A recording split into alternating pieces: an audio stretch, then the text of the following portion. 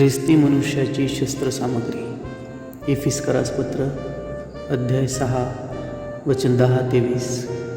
शेवटी माझ्या बंधूंनो, प्रभूमध्ये व त्याच्या प्रभावी सामर्थ्यात बलवान होत जा. सैतानाच्या डावपेचांपुढे तुम्हाला टिकाव धरता यावा म्हणून देवाची शस्त्रसामग्री धारण करा.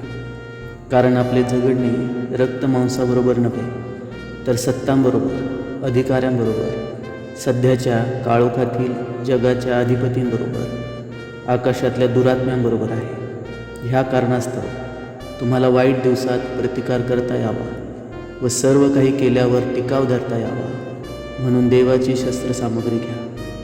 तर मग आपली कंबर सत्याने कसा, नीतिमत्वाचे उरस्त्राण धारण करा. शांतीच्या सुवार्तेने लाभलेली सिद्धता पायी चढवा. आणि ह्या सर्वांबरोबरच जिच्या योगे त्या दुष्टाचे सगळे जळते बाण तुम्हाला विझवता येतील, ती विश्वासाची ढाल हाती घ्या व उभे राहा. तारणाचे शिरस्त्राण व आत्म्याची तलवार म्हणजे देवाचे वचन ही घ्या. सर्व प्रकारची प्रार्थना व विनवणी करा. सर्व प्रसंगी आत्म्याच्या प्रेरणेने प्रार्थना करा. आणि ह्या कामी पूर्ण तत्परतेने व सर्व पवित्र जनांसाठी विनवणी करत जागृत राहा.